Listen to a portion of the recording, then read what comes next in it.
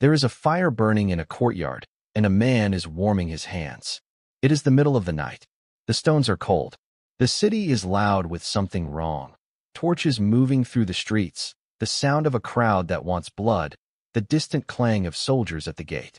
The man at the fire does not look up. He keeps his eyes on the flames. He holds his hands out toward the heat. He does not speak. His name is Simon, and the smoke rising off that charcoal fire will stay in his memory for the rest of his life. He would see a fire like this one more time, but we will get to that. This is not a story about failure. This is not a story about weakness. This is not a story about a man who fell apart on the worst night of his life. This is a story about what happens when someone refuses, absolutely refuses, to let you stay down. This is the story of Peter, and more than that, it is the story of what Jesus did every single time Peter got it wrong. Because here is what they don and opos. T always tell you in church. Peter didn't and opos. T fail once.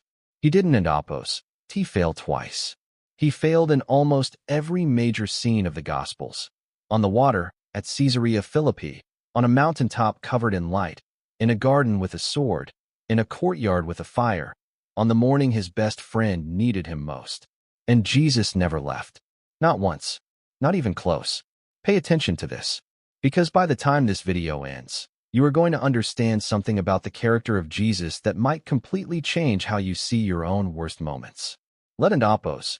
Start on the water. It is after midnight. The disciples are in a boat on the Sea of Galilee, fighting a headwind that one and opos. T quit. They have been rowing for hours. Their arms are shaking. And then, somewhere between 3 and 6 in the morning, in the gray-black dark before dawn, they see something moving on the surface of the lake. They think it is a ghost. And the voice comes across the water, and quote, "Take courage. It is I, Don and opos. T be afraid," and quote. Now, every other disciple in that boat does what any reasonable person would do. They stay in the boat. Peter says, and quote, "Lord, if it and opos. You, tell me to come to you on the water," end quote. One word comes back, end quote, "Come," end quote. And Peter gets out of the boat. Think about what you just watched happen. This is a Galilean fisherman. He knows this lake. He has hauled nets on this lake since he was old enough to work.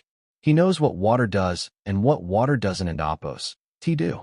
And he steps out of the boat anyway, on the word of one man standing on the surface of the sea. He walks. The text says he walked. For a few extraordinary seconds, Peter does the thing that cannot be done. And then he notices the wind. Not the wind starting. The wind was already blowing. He notices it. He looks at the water around him instead of at the one who called him out onto it. And he begins to sink. Here and opos. That's what most people miss. The moment Peter starts to go under, he cries out 3 words, and quote, "Lord, save me," end quote. And the text does not say Jesus walked over to him, or paused, or considered. It says Jesus, end quote, immediately, end quote, stretched out his hand and caught him. Immediately. There was no hesitation, no disappointment expressed before the rescue. Jesus grabs him first, asks, end quote, "Why did you doubt?" end quote. Second, the saving comes before the question. That is the first failure. And that is the first pattern. Now fast forward a few months to a conversation on a road near Caesarea Philippi. Jesus has been teaching the disciples something that should have been obvious by this point. That he was going to Jerusalem. That the religious leaders were going to reject him. That he was going to be killed. He says this plainly. No parable. No metaphor. He tells them what is coming. Peter grabs him by the arm. The Greek word used when Peter responds is epitomeo, the same word used when Jesus silences demons. Peter is turning to Jesus, physically pulling him aside, and telling him, "Stop. No, this will not happen to you." And you almost understand it. Peter loves this man. Peter has left everything, his boat, his business, his family and opos, financial security, to follow this rabbi from Nazareth. And now Jesus is calmly describing his own execution, and Peter cannot stand it. But watch what Jesus does. He turns to Peter and says 6 words that no person in the history of the world would want said to them. End quote. "Get behind me, Satan," end quote. Not end quote. "You misunderstood me." End quote. Not end quote. "I appreciate your loyalty." End quote. "Get behind me, Satan." And here is what you need to hold in your mind. After that moment, Jesus does not tell Peter to leave. He does not reassign him. He does not give John or James the leadership role. He keeps walking. Peter keeps walking beside him. The conversation continues. The relationship absorbs the collision and moves forward. Jesus called him Satan on Tuesday. On Wednesday, they were still together. Then there is the mountain. 6 days after the conversation at Caesarea Philippi, Jesus takes 3 disciples, Peter, James, and John, up a high mountain. And while they are there, something happens that no human being had witnessed since Moses came down from Sinai with a face too bright to look at. Jesus is transfigured before them. His face shines like the sun. His clothes become white as light. And Moses and Elijah appear beside him. 2 men who had been dead for centuries, standing there and talking with him. The disciples fall on their faces. But Peter, of course it is Peter, Peter speaks. And quote, "Lord, it is good for us to be here. If you wish, I will put up 3 shelters, one for you, one for Moses, and one for Elijah." End quote. Matthew adds a quiet, almost gentle editorial note. End quote. He did not know what he was saying. End quote. In the presence of the transfigured Son of God and the 2 greatest figures of the Hebrew tradition, Peter begins offering to do construction work. Before he even finishes the sentence, a bright cloud covers them, and the voice of God speaks directly out of the cloud. End quote. "This is my Son, whom I love. With him I am well pleased. Listen to him." End quote. God himself does not strike Peter, does not rebuke him by name. The voice simply redirects. Listen to him. You Don and Apos, T need to build anything. You Don and Apos, T need to say anything. Just listen. And then Jesus touches Peter and Apos' shoulder and says, end quote, "Get up. Don and Apos, T be afraid." End quote. 3 failures. 3 times Jesus does not walk away. Stop for a second. Are you tracking the pattern? Walking on water. Jesus catches him before he corrects him. At Caesarea Philippi, Jesus says the hard thing but keeps him in the circle. On the mountain, God speaks, and Jesus and Apos' first move is to put his hand on Peter and Apos' shoulder. Every single time, Jesus moves toward Peter after the moment of failure. Not away, toward. If this is landing for you, if you are someone who has had your own version of these moments, your own list of things you got wrong, stay with this video. Because the best part is still ahead. And if you haven't and Apos' subscribed yet, do that now. We go deep on these stories every week. But here is where it gets remarkable. Because the next failure, the one in the courtyard with the fire, didn't and Apos' sneak up on Jesus. It is the night before the crucifixion. They are at supper together, the night thick with tension none of the disciples fully understand yet. And Jesus turns to Peter and says something that should have stopped him cold. End quote. "Simon, Simon, Satan has asked to sift all of you as wheat. But I have prayed for you, Simon, that your faith may not fail." End quote. Notice what Jesus does not say. He does not say, end quote, "I and Apos, ve prayed that you one and Apos, deny me." End quote. He does not say, end quote, "I and Apos, ve prayed that you will be brave tonight." End quote. He says, "I have prayed that your faith may not fail." The denial is already on the table. Jesus is not trying to prevent the fall. He is securing the landing. And then he says the line that should be carved somewhere. End quote. "When you have turned back, strengthen your brothers." End quote. When, not if, when. Jesus already knows Peter is going to deny him in a matter of hours. He knows the exact number of times, 3. He tells him this. And his response to that foreknowledge is not to bench Peter, not to warn the others to watch out for him. His response is to pray for him and to give him his assignment for the other side of the failure. Peter, predictably, protests. End quote. "Lord, I am ready to go with you to prison and to death." End quote. And you cannot be too hard on him for that. He means it. In that moment, he absolutely means it. But Jesus has already seen the whole night, and he says quietly, end quote, "Before the rooster crows today, you will deny 3 times that you know me." End quote. A few hours later, they are in Gethsemane. The garden is dark and Peter is exhausted. Jesus had asked him to watch and pray, and he fell asleep 3 times. Then the torches come through the trees, and the soldiers, and Judas in front. And whatever sleep is left in Peter and Apos' body burns out instantly. He reaches for a sword. He swings it at the nearest man, a servant of the high priest named Malchus. And he takes off Malchus and Appos' right ear. Now, this detail matters. John and Appos' gospel is the only gospel that names Malchus, a strange specificity unless the author wants you to remember the name of the man whose ear came off. There is a reason Malchus is named. Because what happens next is this. Jesus reaches out and touches the man and Appos' ear and heals him. The man who had come to arrest Jesus. On the night Jesus is going to be executed, Jesus heals him. In the moment of crisis, with soldiers and torches and a crowd and a sword already drawn, Jesus stops. He touches an enemy and Appos' wound. He fixes what Peter broke. And then he says to Peter, and quote, "Put your sword away," end quote.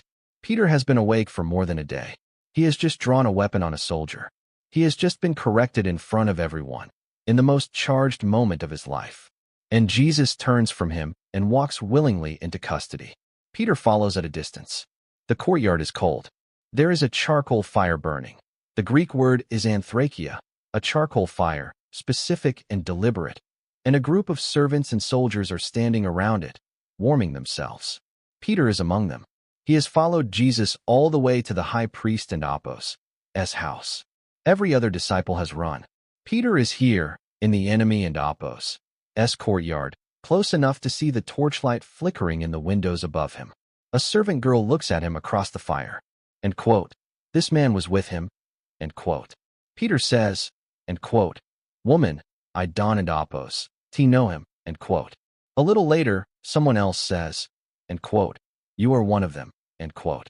End quote. "Man, I am not." End quote. Then, about an hour later, another person, more confident this time, end quote, "Certainly this fellow was with him, for he is a Galilean." End quote. Peter says, end quote, "Man, I Don and Appos' know what you are talking about." End quote. And while the words are still in his mouth, the rooster crows.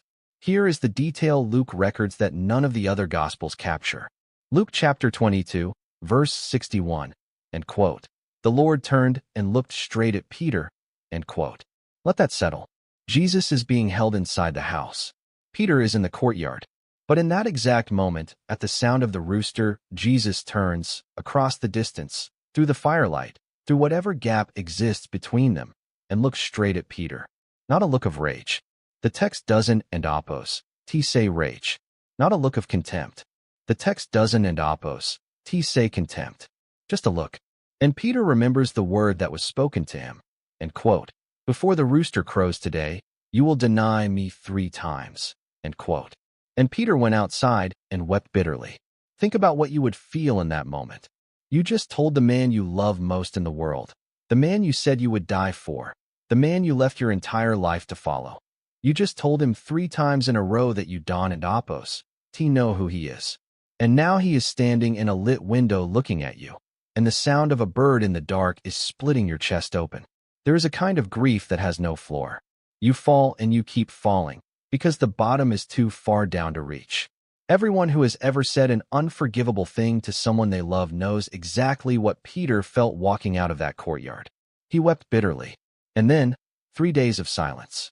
3 days of knowing that the last words you said to the person who died were lies. But it gets stranger and more beautiful. 3 days later, the tomb is empty.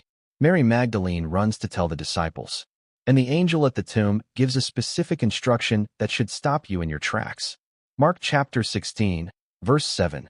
The angel says, "Go, tell his disciples and Peter." And Peter, not just the disciples, and Peter, by name, singled out. The one who denied him gets a personal mention in the resurrection announcement. Jesus is not done with Peter. He was never done with Peter. A few weeks after the resurrection, Peter and some of the other disciples go back to the sea. They fish all night and catch nothing. And in the early morning, from the shore, a voice says, end quote, "Cast your net on the right side." End quote. They do, and the net fills. And John turns to Peter and says 4 words, end quote, "It is the Lord." End quote. And Peter, the man who denied Jesus 3 times, who wept bitterly, who has been carrying the weight of that night for weeks, Peter throws himself into the water and swims to shore. He doesn't and Appos' wait for the boat. When Peter gets to the beach, Jesus has already built a fire.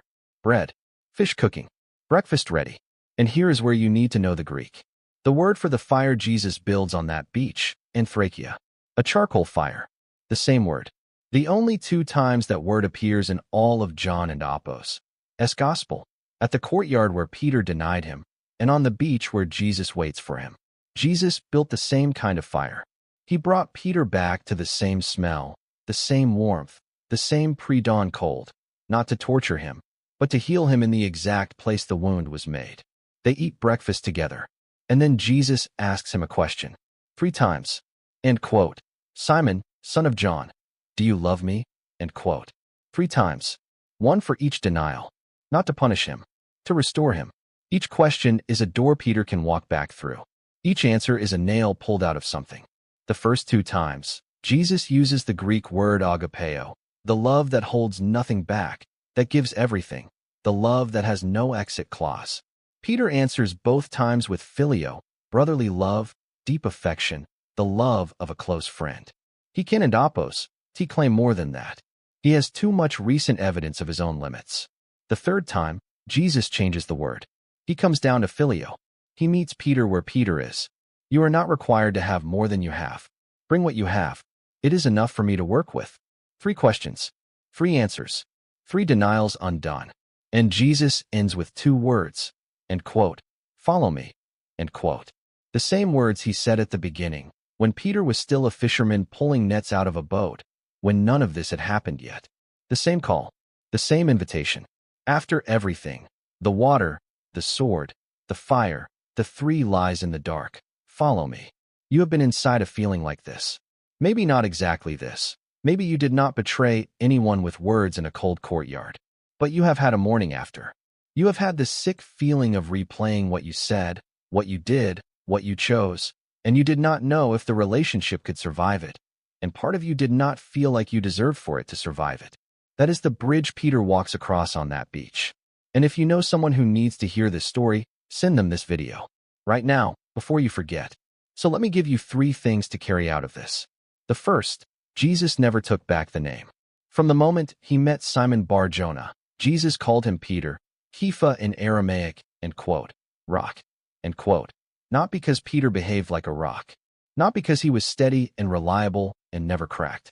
But because Jesus names people according to what he intends for them, not according to what they are managing to do today. Peter sank in the water, spoke out of turn at the transfiguration, slept in the garden, and denied Jesus 3 times. And every single time, he was still Peter, still the rock. Jesus did not renegotiate the name. The second, the restoration was public.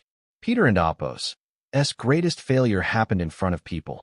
The servant girl, the soldier, the crowd around that fire, witnesses. And Jesus did not pull Peter aside quietly to sort things out in private. The restoration happened on a beach, in front of the disciples, with a fire burning and breakfast on the coals. The people who knew about the fall were close enough to see the getting up. Jesus did not hide Peter and Apos' restoration. He staged it in the open. And the third, the one I want you to sit with longest. Jesus built a charcoal fire on a beach at dawn and waited for a man who had told him 3 times that he didn't and Apos' know who he was. He built the fire before Peter arrived. He had the bread ready. He had the fish cooking. He was not waiting to see if Peter would show up before he started. He already knew Peter was swimming toward shore before Peter reached the water. That is not the behavior of someone who has given up on you. That is not the behavior of someone who is still deciding whether to forgive you. That is the behavior of someone who already has, who decided while you were still asleep on the boat, while you were still standing at that other fire with smoke in your clothes.